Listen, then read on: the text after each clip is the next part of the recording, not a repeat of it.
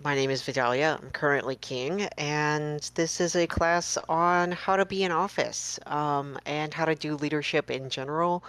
If you are watching this from out of kingdom or in the distant future, I'm sure some of the specifics will have changed, but there will be enough broad information, um, that it's hopefully at least tangentially applicable.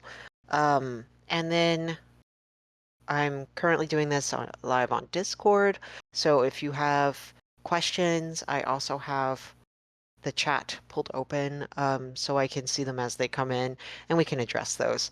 Um, so you want to be in Kingdom Office. Um, the first step is to assess your current situation, and basically what that means is that you want to think about like how well you'll be able to perform office based off your like current finances, your emotional state, your knowledge in Amtgard, that sort of thing. And so um, you really want to figure out exactly why you're seeking office and what motivates you, um, so you know your broad goals for being in office. Because it's easy to want to run for king and say like, oh, I want to give awards to my friends or not my friends, or it's easy to run for local office and be like, I want to do this one specific thing, but um, figuring out how well you're going to be able to perform those things and then what your own metric of success is really what's going to be able to drive you in office. Um, and so you can think about not only performing your basic duties as a leader, but also what goals you're hoping specifically to achieve. And I'm not saying that it's not knighting your friends, because you can definitely do that, and still be a good and successful person in office. Um, but I also recommend having goals that are more altruistic. So for instance, mine was wanting to reform how we do bans to better protect victims, or wanting to get different standards for awards that were going out, that sort of thing. Um, so yeah, so what would you like to do to implement and improve the future lives of citizens? And this isn't just being the executive monarch person. Like this can be, how can I streamline attendance processes as prime minister, or how can I make how can I make tournaments more approachable and more fun for the general populace? Like there's a bunch of different things, um, and goals that you can have in leadership, in any office. And then how are you going to do those goals? So like what strengths and skill sets do you think you bring to the team as an individual? Um, like for instance, I have very strong organizational skills. But then I also have weaknesses, like I tend to be impulsive. And so, like, how can I temper what I bring to the table to optimize my success? Um, and then, do you possess the mental, emotional, and physical capacity to fill the duties of an officer? And what I mean by this is like your heart can totally be in the right place, and you can have all of the right skill set to be in office, but maybe it's not the right time. Like maybe you just took on a new job and you don't have a lot of free time to devote to leadership. Maybe you just had your car break down and you don't have a lot of finances or capacity to travel across the kingdom. Or maybe you're going through some really hard things and it's not in your forecast to be in office and to have to deal with a lot of interpersonal conflict. Um, and so it's about planning ahead and making sure that you have every resource available to you to fulfill the role correctly. Um, so once you've done that, you can pick an office. So I like to set my plans and my um, kind of broad goals before picking an office. That way I can match the role that I'm running for with what I want to do. Um, so there are a variety of offices available. Um, there's Monarch, of course, which is like the executive. They have the final say basically. And then they also handle awards and ceremonies and things like that. There's Regent, um, Champion, Prime Minister, Guildmaster of Reeves, and Senator. Um, Senator is not unique to our kingdom, but not every kingdom has a senator. And then we also have additional roles that are available um, that are appointed. So we'll get into that.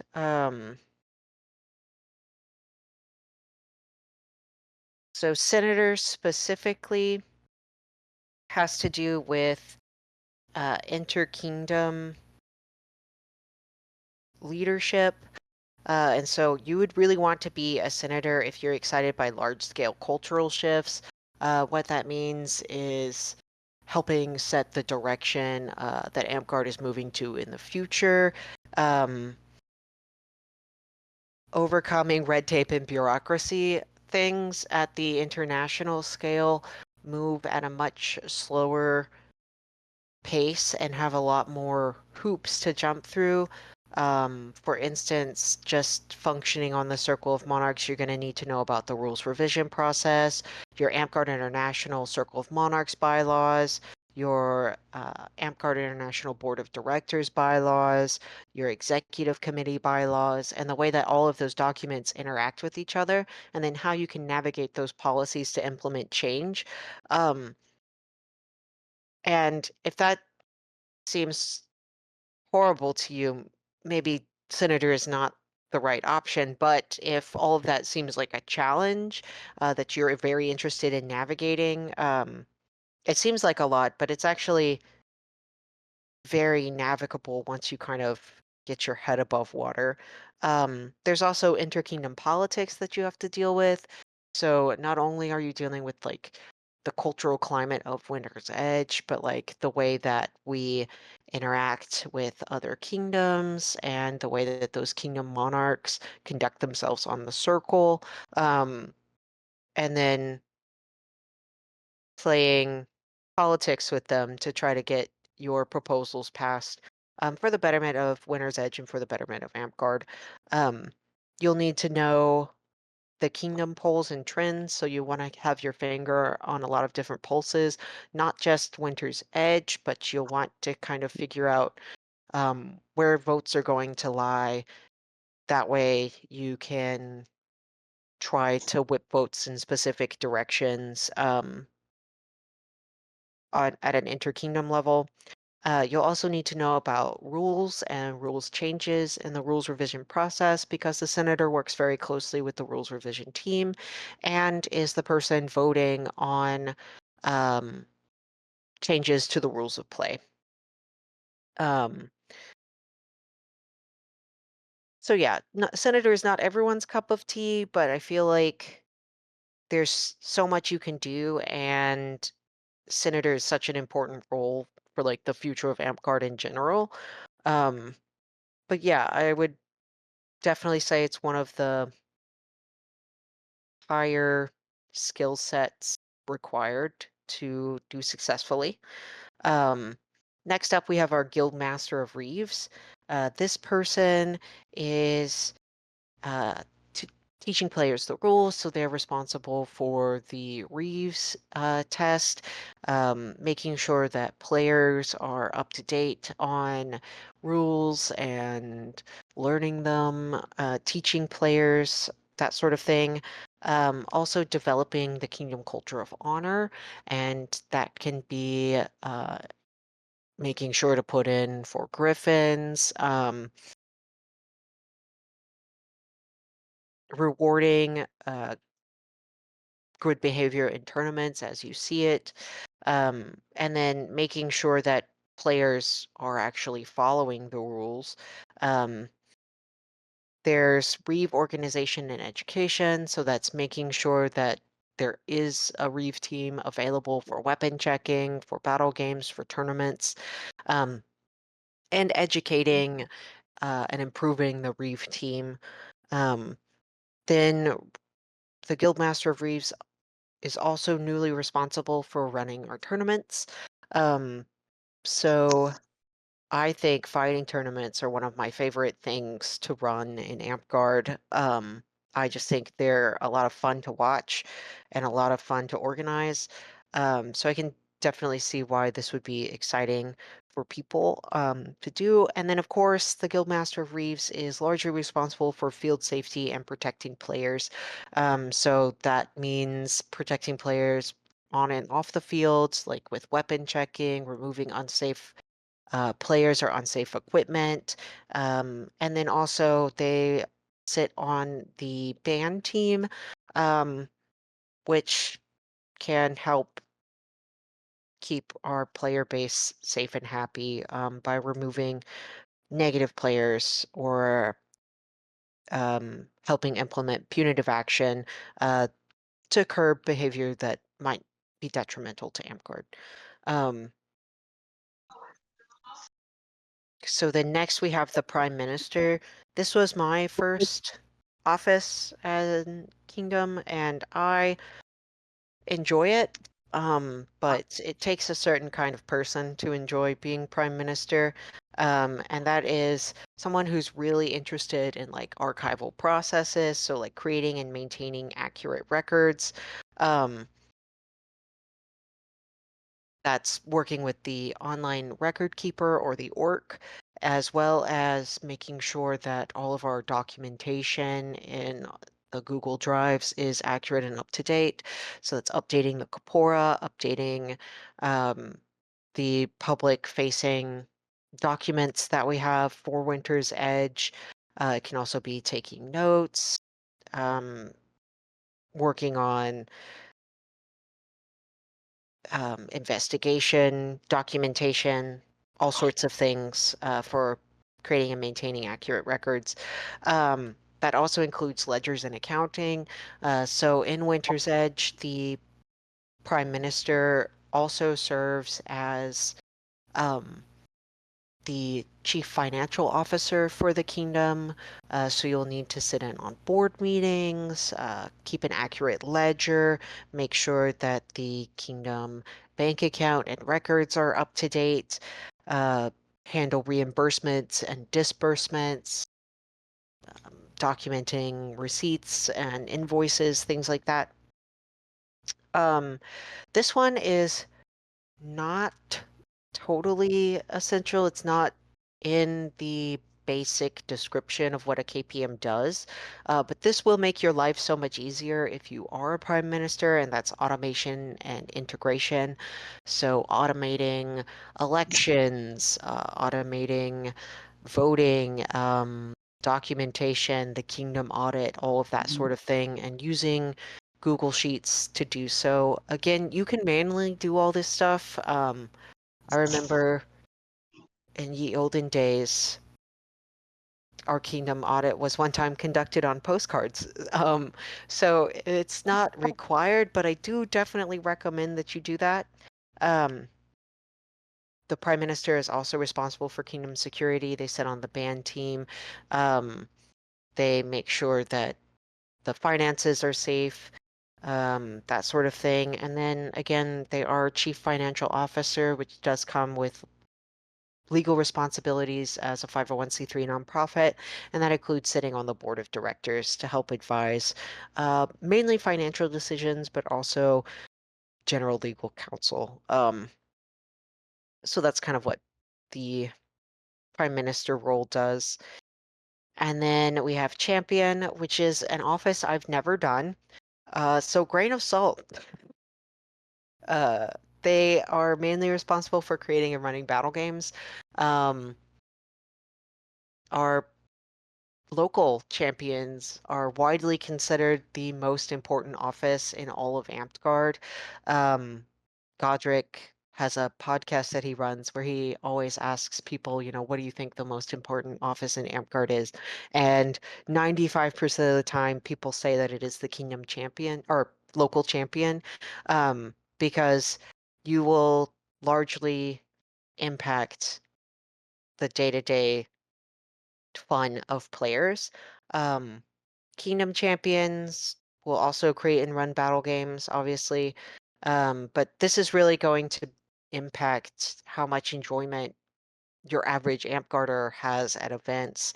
Um, and so having really fun, really creative battle games is super important for Amtgard as an organization, as a sport, and as a game.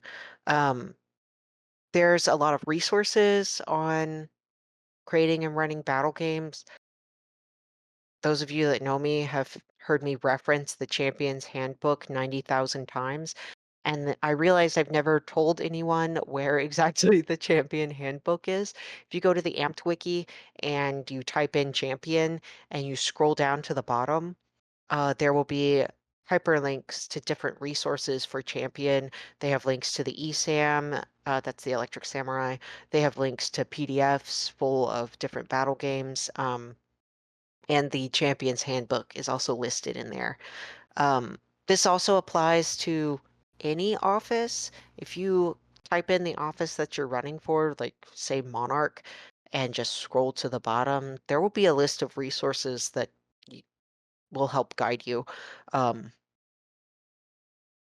Champion is also responsible for roleplay and questing. So that can be combat, non-combat, roleplay and questing, anything that is happening in character. A lot of times our champion sets the theme for the reign.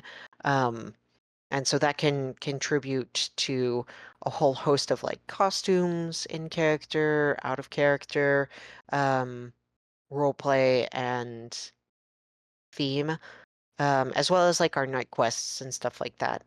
Champion's also responsible for field safety, so they're working alongside the Guildmaster of Reeves to check weapons, to make sure that people are following the rules and following um, safety guidelines, making sure that equipment is not only constructed safely, but is being wielded safely. Um, Champion is also responsible for equipment storage and maintenance. So if you're the Kingdom Champion, you will get a whole host of Kingdom supplies and equipment, as well as a stipend to help cover storage expenses for said equipment and repairs. Um, so yeah, that's basically what Champion does. And then Regent.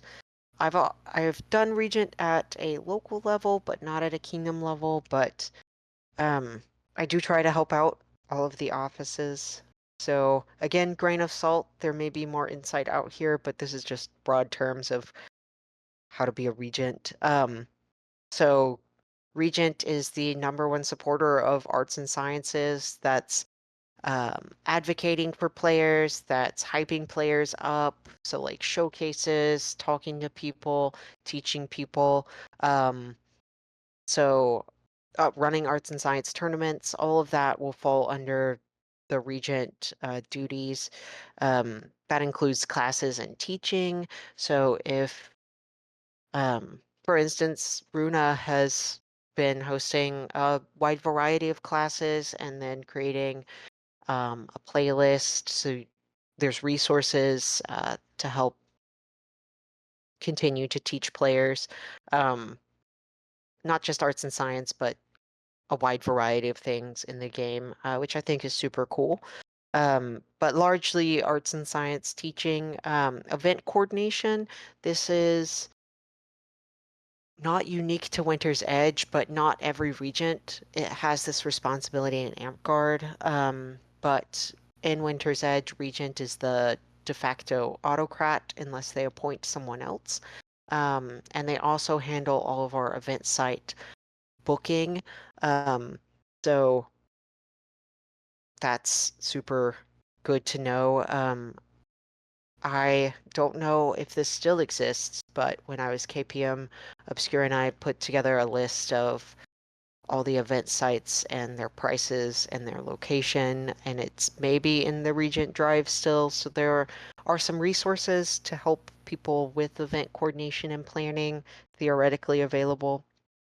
And then our Regent also handles the Scribal Guild, which is how we do custom awards. So they are responsible for assigning awards to the scribes to make, um, as well as organizing receipts and disbursements um, from the Scribal Fund, which is how we pay for our scrolls. And then, of course, arts and science tournaments, largely the Dragon Master, um, is what the Regent will do. Um, and the Dragon Master is our big multi-category arts and science tournament. Um, so yeah, quick overlay of um, Regent. And then Monarch, which is me. Um, interpersonal problem solving. This is 90% of what you do as Monarch. I want to say that, everyone thinks of Monarch as being king of the hill, but really you're at the bottom, and crap rolls downhill. At the end of the day, the buck stops with you. You're gonna have to make a lot of tough decisions. You're gonna have to mediate players. You're gonna have to deal with drama or policy hiccups or errors. And if that isn't your cup of tea, then Monarch might not be the right role for you. There's lots of ways that you can assist the Monarch, but interpersonal problem solving is going to have to be in your skill set if you're thinking of running for uh, Monarch. Even at a local level, you're there to help facilitate mediation between park members that may have a kerfuffle. So even at the local level, interpersonal problem solving skills are going to be essential. Um, My favorite part of Monarch, though, is awards. So you get to preside over court, you handle ceremonies, and I think awards are super exciting. Some people say I'm deranged for enjoying court as much as I do, but court is one of my favorite parts of Amtgard. I just love um, how much joy and excitement there is and celebration in seeing people succeed and celebrating those successes, not only at a personal level, but as a community. Um, and so for that, awards are super exciting for me. Um, and then team leadership and management. So all of your officers that are serving on your team with you are going to have their own goals, their own deadlines, their own duties that they're trying to make. And you're going to work with them to set a schedule. You're going to make sure that they're staying on top of things. And hold on, my computer's like, why restart? And you're going to have to make sure that, they're on top of things and make sure that everyone is working together. for a variety of things. Huggable asks, what if you're only passionate for banning people, which brings us to our next topic, and that's kingdom security. So, unfortunately, Monarch is the main person that presides over bans, with consent of either the Guildmaster of Reeves or the Prime Minister. They can ban people from the game. There's a wide variety of reasons to ban people. If you look up our code of conduct, that will be following those rules. And then you also don't, banning is not your only tool for um, removing detrimental behavior or detrimental players. Like, we'll get into bans later. I have a whole slide on that, but you are sadly responsible for banning people. And then the other one is this is optional, but kings typically preside over ceremonies, or if you're at a local office, they will also preside over your local courts as well. So you can delegate someone to public speak for you, but it is a huge boon if you can do public speaking or if you're charismatic, um, because that will definitely make courts have more zazz. And then you will also be on the board of directors. Our monarch is our de facto CEO. Um, and then even after you are out of office, you serve as, I can't remember if it's a surrogate or an alternate, but you will continue to serve on the board of directors um, for at least 6 months after you are out of office from Kingdom Monarch. Then the most fun is we have other, and these are, Aldrich points out that it is the alternate. So we have other offices as well. So there are more than just your traditional big six roles. There is also our board of directors. So if you're interested in helping um, our business and legal side of running our nonprofit, of helping set our budgets for the year, of dealing with any legal issues that may arise, there's also the board of directors. There's the rules representative, who helps create new rules of play changes for Amtgard and Amtgard International. There's convention coordinator, and that is a new appointed role where they help plan and coordinate um, like LARP conventions or comic conventions, that sort of thing, for Winner's Edge to have a presence there. There's also class guild masters. Um, this exists in the rules of play. And then there are other custom roles. Um, I'm actually announcing a custom role tomorrow, which will be um, an advocate for diversity and inclusion, and they will be responsible for coordinating Amped Pride. I know Hero has a captain of the guard, and previously we've had a scribe to the Kingdom Prime Minister or an apprentice to the Regent.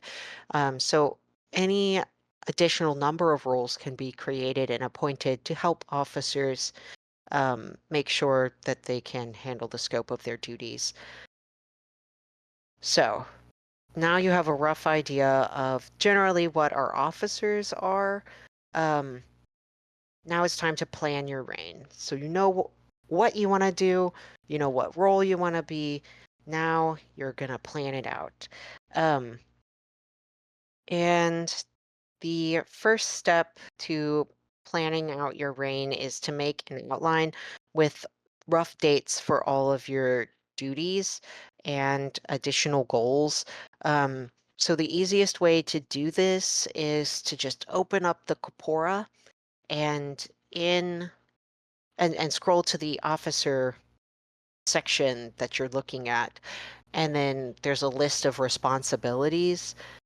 Um, and just put those roughly in a list with dates. You can see if there are specific dates for certain things, like the Dragon Master has to be announced a certain number of days ahead of time, or bids for events have to be announced a certain number of days ahead of time, or Circle of Monarchs meetings have to be 2 weeks prior to the Kingdom event, that sort of thing.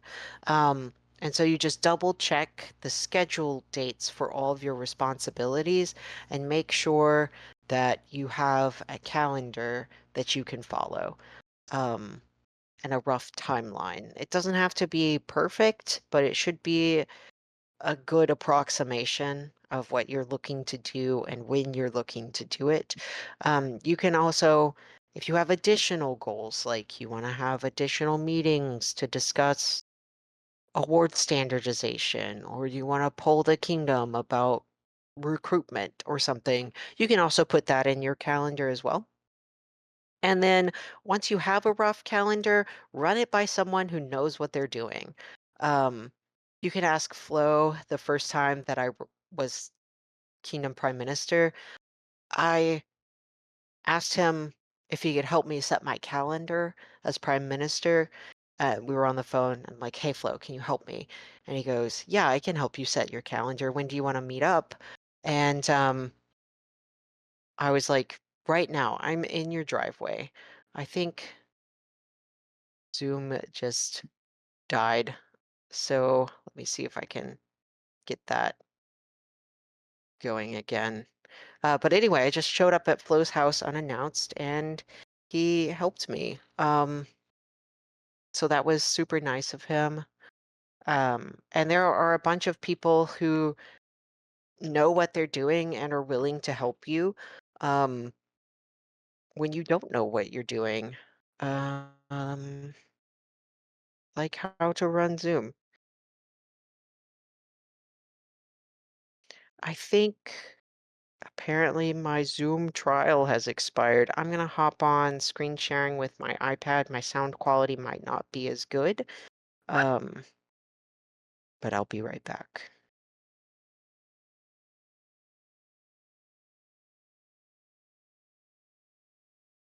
All right, guys, let's see. How do I share my screen?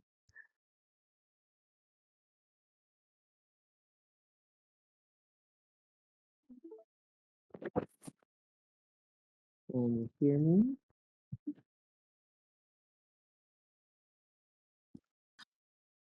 Okay. All right. So step three is planning your reign, and there are lots of people who are down to help you, who have been there and done that.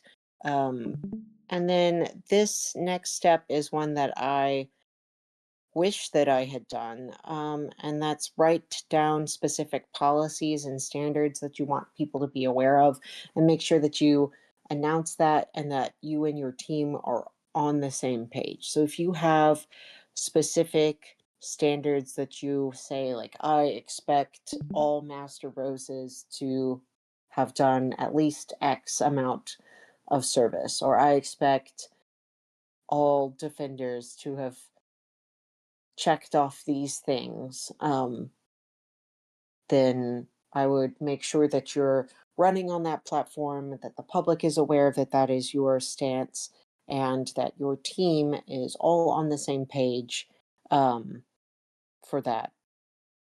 Uh, then there are lots of useful resources. Again, there are crown knights. People are always going to be willing to help you. Anyone that's done it before, reach out, especially if they did a good job, and ask them exactly what they did and if they can help you. Google Calendar, if you enter your dates and responsibilities and deadlines into the Google Calendar. You can set it up to remind you a week before it's due, a day before it's due, um, the day that it is due. That way you are not late and you don't forget, like, oh no, I slept through the board meeting or something. Google Documents and Google Drive is the standard that we use at Kingdom level for sharing documents, for making sure that All of our notes are standardized, that sort of thing. Optionally, you can use Trello. It's a free app or software that you can use that allows you to track goals that may have more than one step that you need to accomplish, and you can drag it to the done pile, or make a checklist that you can follow as a team. If you have specific complicated goals that you're looking on accomplishing. Um, and then, of course, there's also the Amped Wiki and various guides. Again, all of those, if you just search for the office that you're holding and then scroll to the bottom, there's a list of tutorials and resources there that can also assist you. Um, so now that you have planned out your ring, you should actually declare for office and meet your crown qualifications. Um, in Winter's Edge, this is not super hard. We don't, we no longer have crafting or fighting requirements to be in office. Previously, our champion was a right of arms, um, or we had certain crafting requirements for each office, to show that you had a basic understanding of the projects that you may be awarding and a certain level of commitment to being in office. Um, Now you just have to pass a Reeves test, which is making sure that you understand the rules of play. You have to pass a Compora test, which is making sure you understand the document and policies by which our kingdom proceeds. You have to be dues paid and in good standing as a citizen. And you must publicly post your officer plans and declare for office. Um, so those are your basic qualifications. There are some general tips I have, which is, you can post your entire calendar, all of your rain plans, all of your standards ahead of time. And then that really sets expectations for people going forward as to why they would want to vote for you. And then if you're looking to run for office, I recommend that you declare as early as possible. Um, and that kind of helps give to your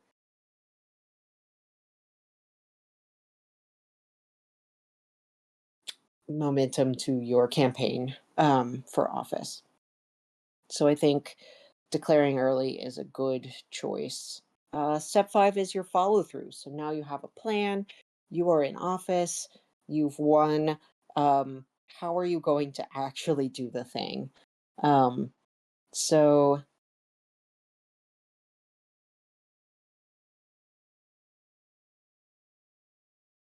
why does it still say crown qualifications? Because I imported the wrong slide. So you're going to need to follow through, which is making sure that you're actually following through on your plans.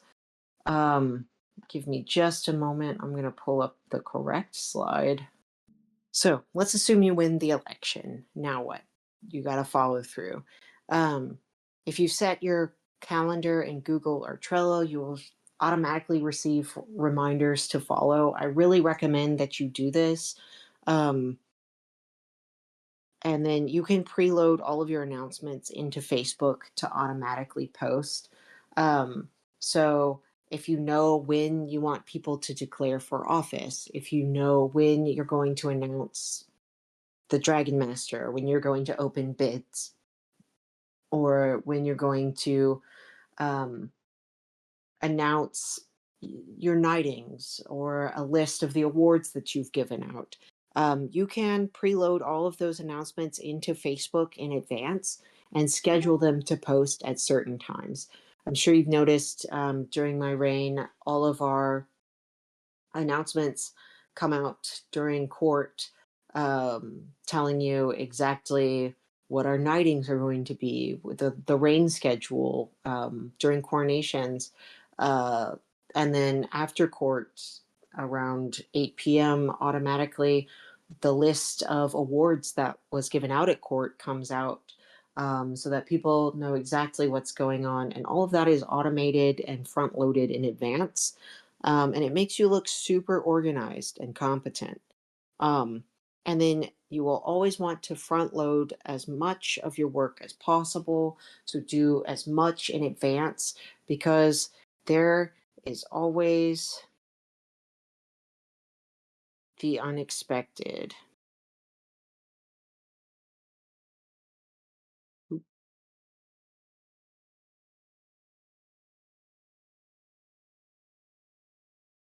Bum, bum, bum. Um, so the unexpected. There are quite a few things that can go wrong during any rain. Um, don't be afraid to shift your schedule as needed to accommodate. That's why the calendar is more a rough guideline, with a few, absolute deadlines in there. You may have to put in extra hours or pick up additional roles to compensate for illness or disaster. Per corpora, if an officer is unable to fulfill their duties, that will fall um, to the uh, monarch. So, say suddenly your prime minister has emergency surgery, you will be helping them enter attendance, you will be helping them fill out the ledger, that sort of thing. Say that your senator suddenly steps down, you are going to fill the senator role until a new one can be elected or appointed. And then, more importantly, your teammates are your friends, you're a unit, you're a group. So if someone needs help with something, if someone needs uh, extra hands or help picking up the slack, like you should be there to help them meet their goals. And ideally, they're there, doing the same for you. Um, and it's going to help everyone be successful in the long run because your success is not measured on your performance alone, but the performance of your team. Um, so definitely make sure that you're helping out with that. And then build cushion into your schedule. It's totally fine to have planned downtime. That way, if something happens unexpected, you have cushion to adjust without undue stress or major changes to the game plan. And then don't be afraid to ask for help from those who have done it before. Um, you know, Amtgard has been around for 40 years. There's not a lot of situations that no one has ever seen before. So you can ask for advice, not just from Winter's Edge, but from anyone in Amtgard who has kind of been there, done that, and will definitely help you out there. Um, and then next is the one that I struggle with the most, which is boundaries and self care. Being in office is hard. It's a lot of physical, emotional, mental labor. And so, in order to perform your best, you're going to have to take care of yourself. Um, so, you've conquered disaster and saved the day. You deserve a treat. Set automatic do not disturb windows on your phone that are only available during normal hours so you can sleep and rest and have you time. A lot of people, they have real life jobs and then they're taking on Amtgard work on top of that. It's like a full time second job in some cases. Um, and you will need time that is for you. So make sure that you have hours or days or set schedule that is specific for you. Um, touch grass, go for walks, play at park, work out, take bubble baths, meditate, play video games, whatever it does, whatever you need to do to help you relax, whatever it takes, do those things. I really like going for walks. Um, I find that walking and talking it out really helps me. And then, have a solid support structure and use it.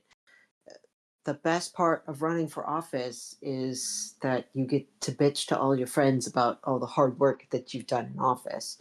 So make sure that you do that excessively. Um, and by that, I mean, you know, your friends want to see you succeed, your populace wants to see you succeed. Um, sometimes, I have what I call the compliment folder, which is when people send me compliments, I screenshot them and then I put them in the compliment folder. And on days when I don't think I've done my best or when I need a pick me up, I go through the compliment folder and I'm like, oh yeah, I'm not awful at this. I've done a good job. My friends like me, my populace likes me. Let's carry on. And then make sure that you are there leaning on your team. You're picking up their slack, they're picking up your slack, because you're all in it together. And then sometimes things don't go the way that you want them to. So, like, maybe you could have handled that situation better. What now? Um, decompress. You will not be your best self when you have high emotions. It's okay to take time to recenter yourself, take that deep breath, um, and then you can readdress the situation once you are calm and collected. Everyone fails. Sword Knights have lost many tournaments, Serpent Knights have broken or ruined their projects. Flame Knights burn feasts sometimes. Not everything goes perfectly all the time. One of the biggest struggles of the crown path is that your failures are the most public, and it is okay to fail. Like, it happens. I think the best way to handle failure in office or being wrong or messing up is you take accountability, you correct the mistake, and then you move on. It's just really tough when you're doing that so publicly. So, make sure that you're giving yourself grace, but also be open and receptive to feedback. Because again, no one's perfect. We're all human. Even when you do your best, you're still gonna mess up sometimes, and that's okay. Um, and then step 8 is leaving office. In Winter's Edge, we have term limits, which is really great. But eventually, that does mean your tenure in office is going to leave, and you don't want to leave a mess for the person that's coming in after you. Um, you're going to want to wrap up any loose ends. You're going to want to leave detailed notes of any issues you had and how to resolve them so the next team is aware. If you don't document it, it didn't happen. So if you don't tell someone that there was an issue, or if you don't tell someone, like, hey, there was an incident, I didn't think that it warranted punitive action, but here's a note of how the behavior that occurred and then how it was resolved, right? That way they can establish, oh, this person's been spoken to about this behavior before or anything like that. You'll want to document it so the next person is aware, because they can't handle things properly if they don't know they happened. Um, and then make sure that you're prepping all of the accounts for handover. Make sure that you're changing passwords, that you're cleaning up the spam email, and that you're sharing all essential files to the drive. I have a bad habit of accidentally creating Kingdom documents on my personal drive instead of on the Kingdom drive. So at the end of the reign, I make sure that I'm checking that all of the files are correctly owned by the Kingdom. Um, when I first came into KPM, I opened up the inbox and there were 3,000 unread emails in there. So make sure that you're cleaning up um, all of the folders and things like that for the next person, because so often you'll come in to office and be ready to hit the ground running and realize, like, oh no, the last team didn't even take out the trash. So I've got to step back and like really get my ducks in a row before I can begin. So make sure that you're leaving everything squeaky clean and ready for the next guy. And then finally, make sure that you are thanking your team, thanking your populace, thanking people that helped you succeed, because none of us are islands. Um, None of us are one man shows. So make sure that you are thanking everyone that helped make it happen, including everyone that offered you, adoration and support. Um, so we'll take a moment before going over to general tips to answer questions from the chat. BDE asks generic leadership question. Um, a lot of good leaders have a mantra, a mindset, or a virtue they try to embody throughout their time in leadership. Uh, do I have a defining aspect like that? Oh gosh. I do have a mantra. It is not my leadership mantra, but it is what I say to myself before going to Amtgard. And I find that it helps me with my confidence, and having confidence in my capability to handle situations makes me do them better. So my personal mantra is, you are hot, smart, talented, and everyone likes you. And I say that to myself in the mirror. And then for leadership, I think probably transparency and accountability. Um, I think that it's super important, if you are a public servant, that people know what you're doing and why you're doing it, and um, having accountability for the things that you're doing. Um, I think those are my virtues for leadership, or at least what I strive for in leadership. Um, so there's that. But I'd be interested in hearing other people's as well. If you want to throw them up in chat, we can circle back. Um, so there are some general tips. Um,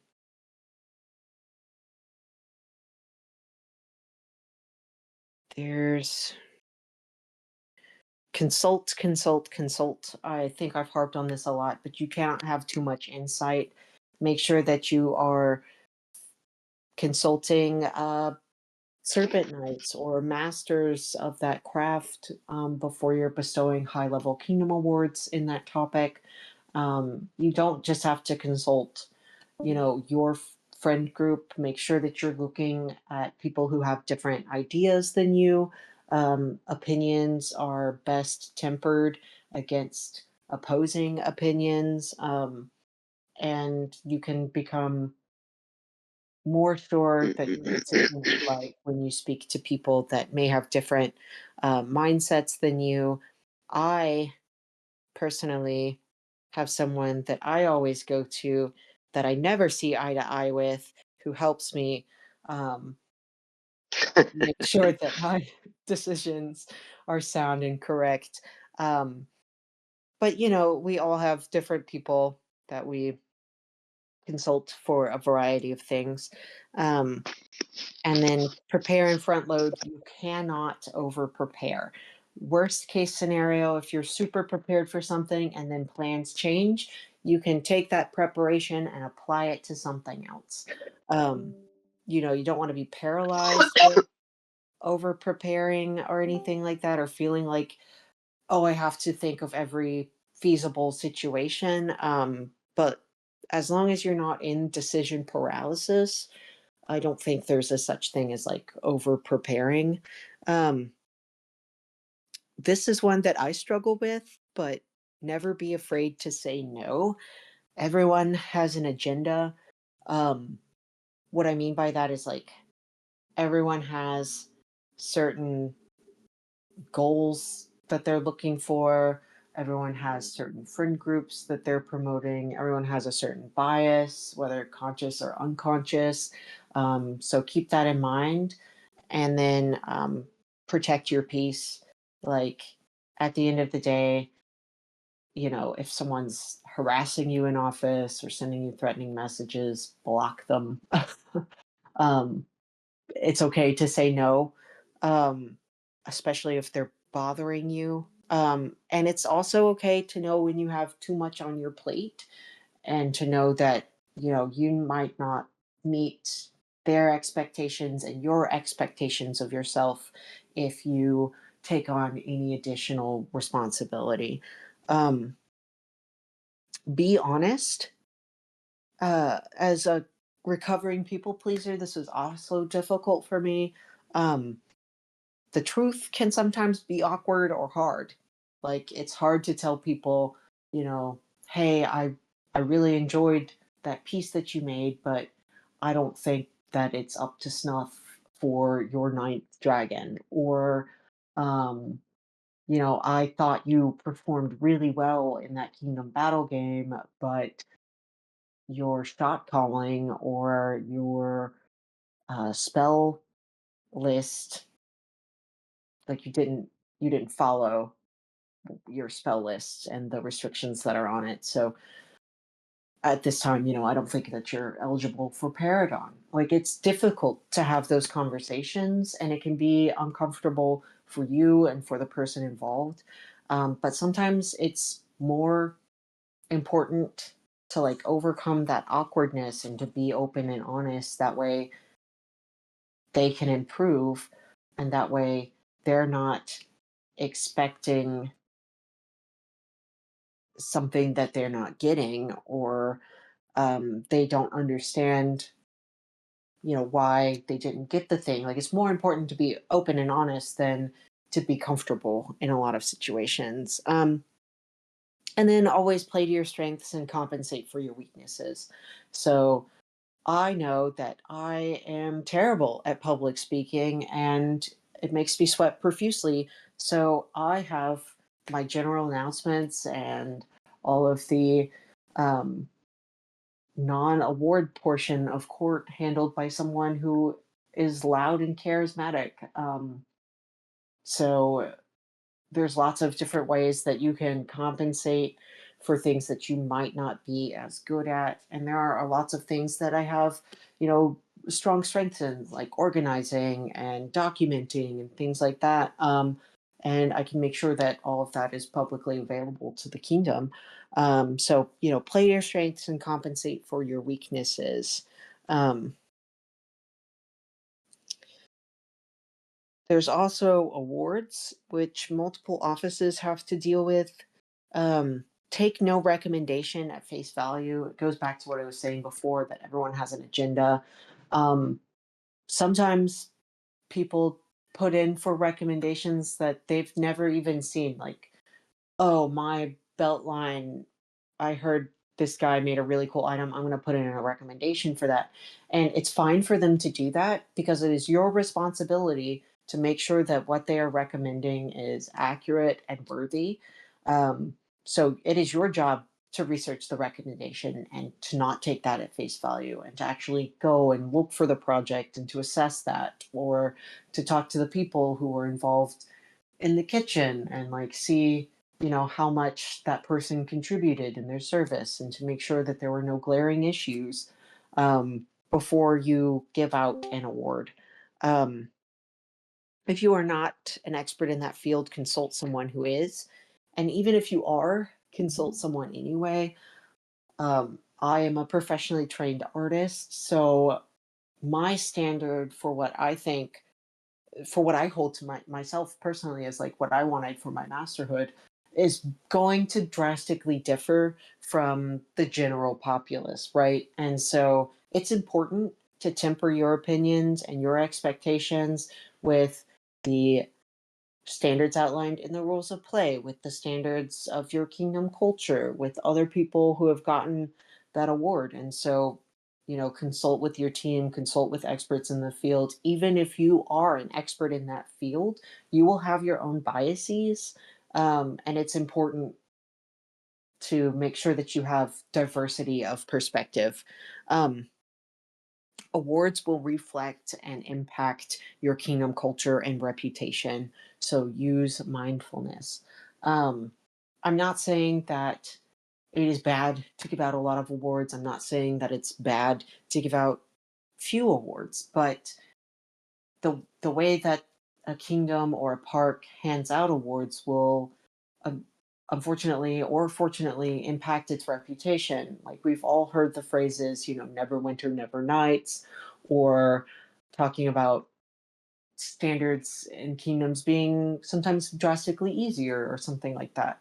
And so the way that you hand out awards will not only impact your players directly, but it will also impact how other kingdoms see you and those standards, for you. And then on a more like intra kingdom level, like, if you have certain standards that you are working to change or whatever, people will look at someone's award and maybe not see all the details of why they got that, or have their own standards that are different. And they may say, like, oh, well, this person got it for being feastocrat. I was feastocrat. Why didn't I get it? And it can create this culture of entitlement and resentment. And so you want to make sure that you're being conscious of not only how the award is impacting the player specifically, but how it is impacting the community and how it is impacting, um, your reputation as a kingdom. And balancing these things can be difficult. And you should make choices with a lot of mindfulness for those things. Um, the number one thing about awards, though, is you want to reward the behavior that you want to see. Um, so it's not just you do the thing, you get the thing, which has so commonly been the favored saying among monarchs. It's you have to do the thing well, right? So, like, I don't want to reward someone who was a seat warmer. Like, I want excellence. I want, service that is good without complaint, that goes above and beyond expectations, right? Like, and I'm more than happy to reward that success in players, right? Um, so that's what I'm looking for in awards. And you can use that to help, set the expectations for behavior that you want to see in the game. You know, it's Pavlov, it's the bell, right? Um, and then reach out to players and give them direct feedback. They will not know why they didn't receive something unless you tell them.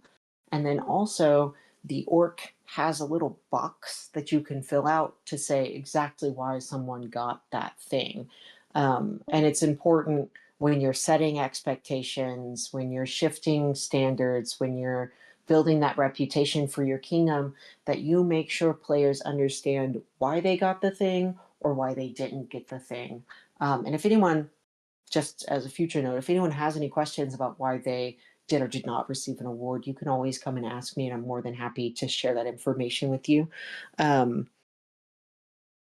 and then there are times when, like, players put in for a variety of awards. I will sometimes reach out to the person that submitted the award or the player, themselves, and make sure that they understand, like, what the standards I'm looking for are. That way they can modify their actions in order to better fit them. Um, and then I would hope that the standards that I hold are there to help that player improve, um, their skill set. Then we have bans and punitive action. Um, Follow the code of conduct. This will be the easiest way to make sure that your bans are compliant.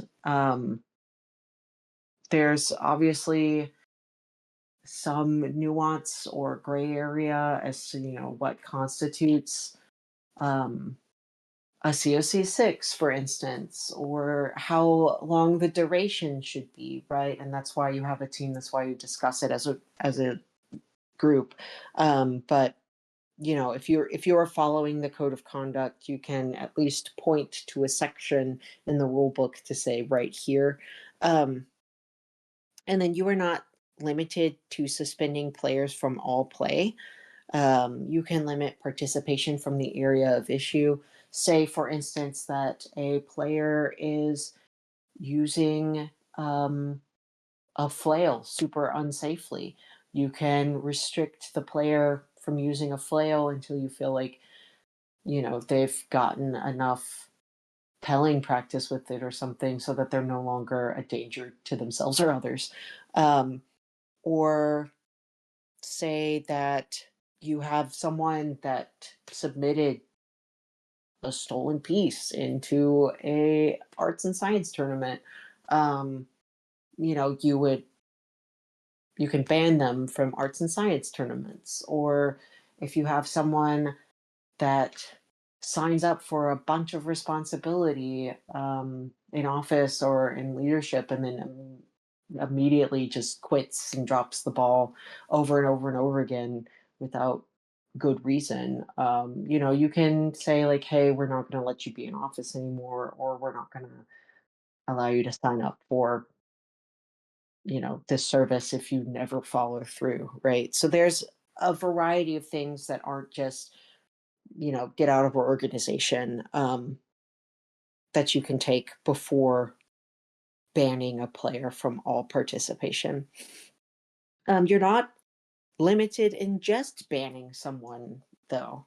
Like, say someone steals the kingdom coffers, that's 20 grand. That's a felony. You should push charges.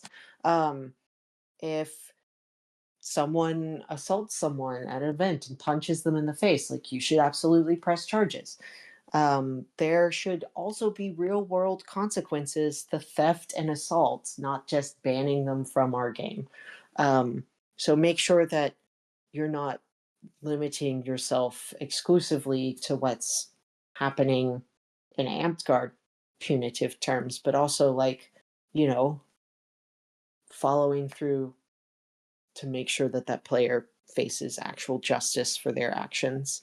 Um, and then you're going to want to keep the reasons close to your chest.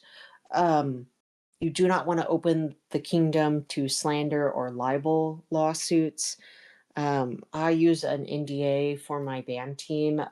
There has been some growing pains with the NDA, um, like getting a DocuSign so that they're signed electronically, or how to handle information to the board of directors for review, or the circle of knights for review, or things like that. So we can't release that information if it's under NDA, and that sort of thing.